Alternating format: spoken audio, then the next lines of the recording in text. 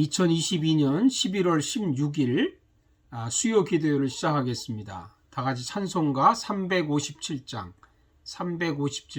주 믿는 사람 일어나 찬양 드리시면서 수요 기도회를 시작합니다.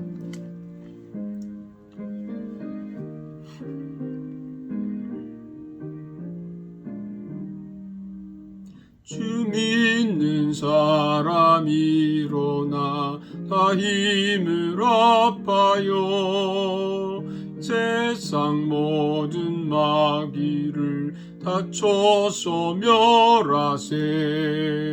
저 앞에 오는 적군을 다 싸워 이겨라.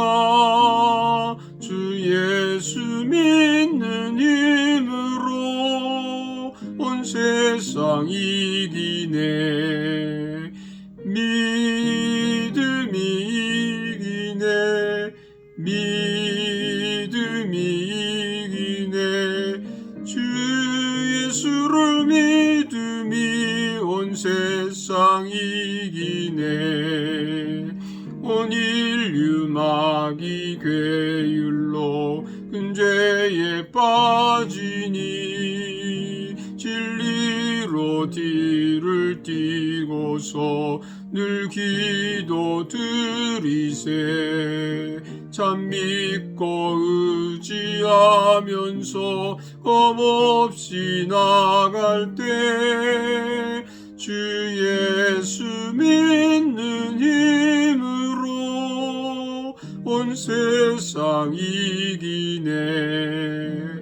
믿음이 이기네. 믿음이 이기네. 주 예수를 믿음이 온 세상 이기네. 끝까지 이긴 자에게 흰 옷을 입히고 또 영생 복을 주시니 참 기쁜 일일세.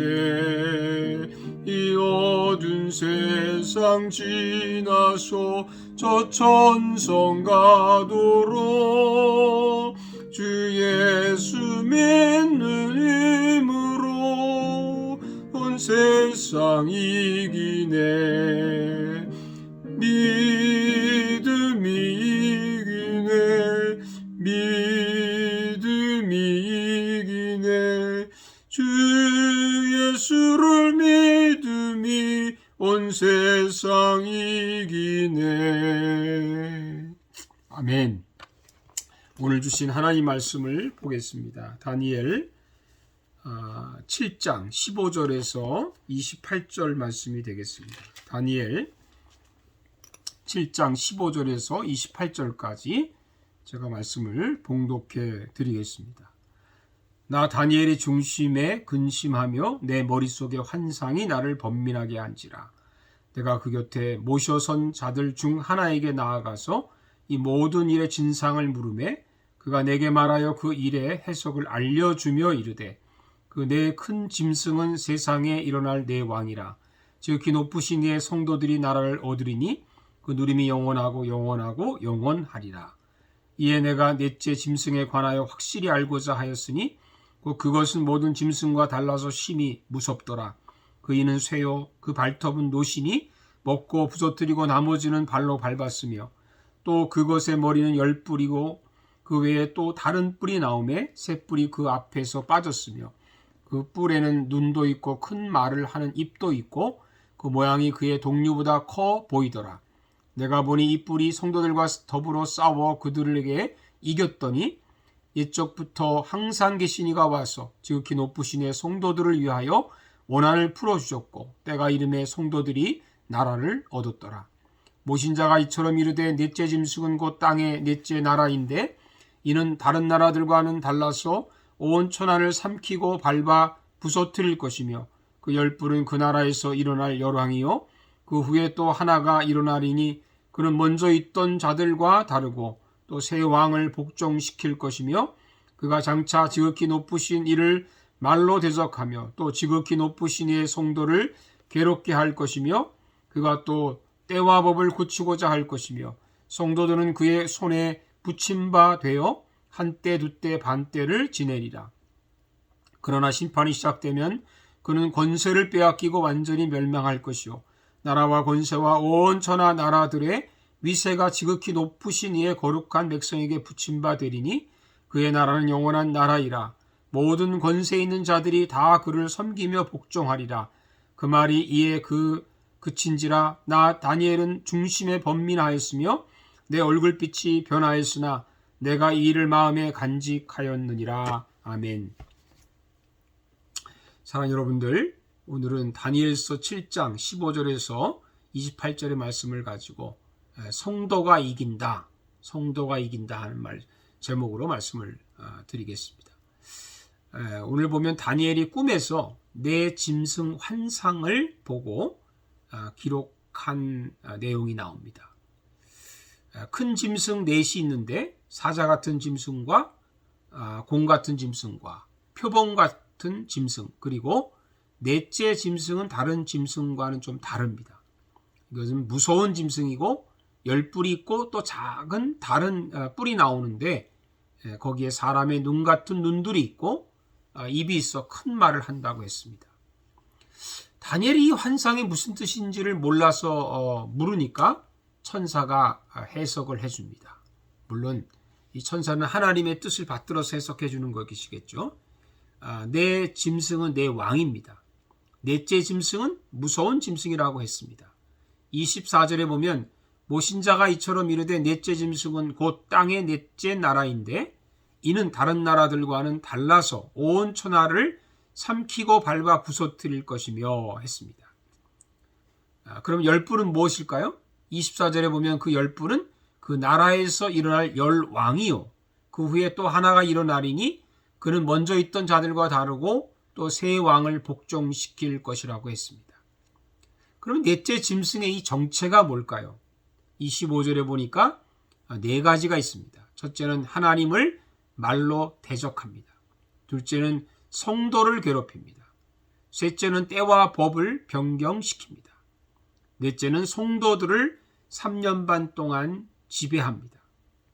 그러니까 이 짐승은 하나님을 대적하는 존재죠. 사탄의 권세를 가진 존재입니다. 이렇게 보면 넷째 짐승이 승리할 것처럼 보입니다. 21절에 보듯이 내가 본즉 이 뿔이 성도들과 더불어 싸워 그들을 이겼다고 했습니다. 분명히 넷째 짐승이 성도들을 이기는 것으로 나옵니다. 그러나 반전이 있습니다.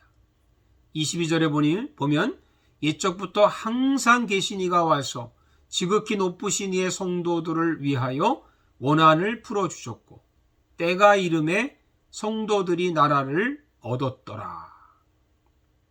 옛적부터 항상 계신 이가 누구입니까? 하나님이시죠. 하나님이 개입하신다는 말입니다. 그래서 하나님께서 성도의 원한을 풀어주신다고 하는 것이죠. 성도들이 이 땅에서 짐승과 싸우면서 당한 고난을 하나님이 풀어주신다는 말씀입니다. 그래서 하나님은 성도들이 짐승과 싸울 때 믿음을 지키기 위해서 온갖 시련과 시험과 고통을 견딘 것을 너무나 잘 알고 있습니다. 그렇기 때문에 우리가 고난이 닥쳐도 믿음을 지켜야 합니다. 생명의 위협을 받아도 믿음을 지켜야 합니다. 두려움이 오더라도 끝까지 믿음을 지켜야 합니다. 그러면 마지막에 하나님이 등장하셔서 다 해결해 주신다는 것입니다. 우리는 이것을 믿고 잘 견딜 수 있기를 축복합니다. 주님의 약속입니다. 넷째 짐승의 세 가지 특징이 있습니다. 19절에 보면 이에 내가 넷째 짐승에 관하여 확실히 알고자 하였으니 곧 그것은 모든 짐승과 달라서 심히 무섭더라. 그 이는 쇠요 그 발톱은 노시니 먹고 부서뜨리고 나머지는 발로 밟았다고 했는데 세 가지의 특징이 있죠.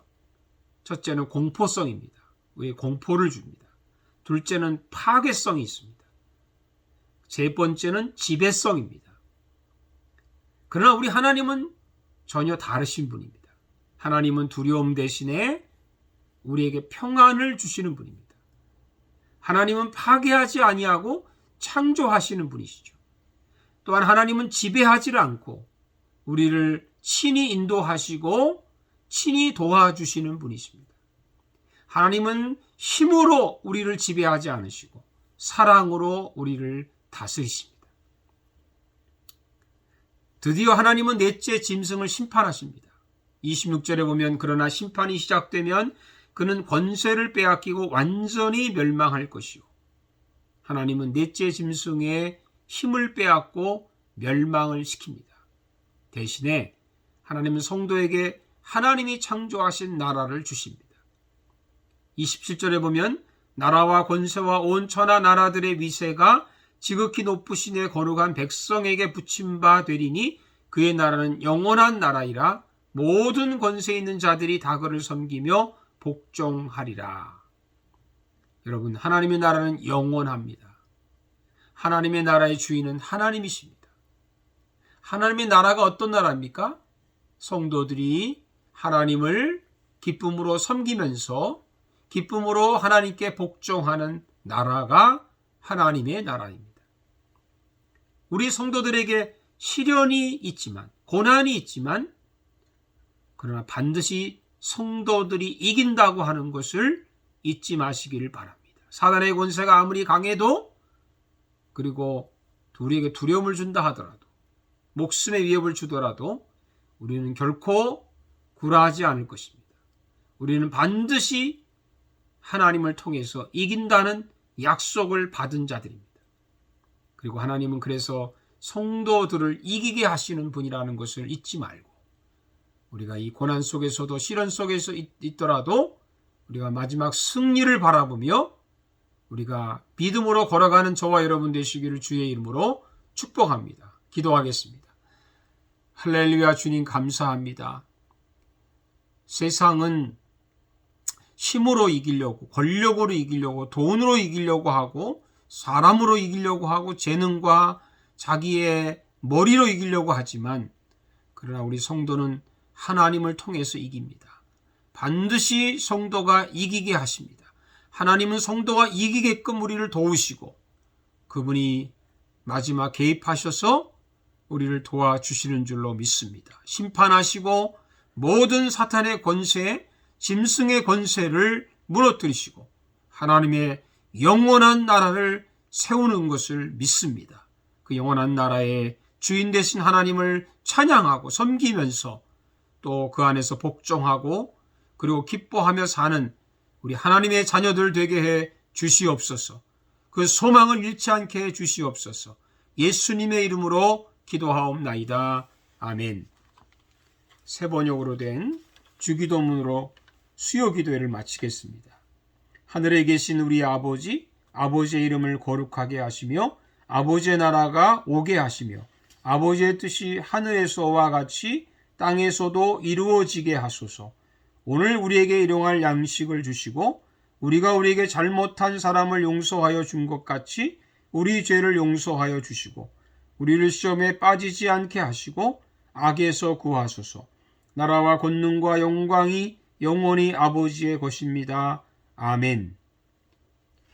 여러분, 날씨가 추워졌습니다. 우리 독감 조심하시고 건강한 모습으로 서로 기도하면서 주 안에서 또 주일에 뵙겠습니다. 감사합니다.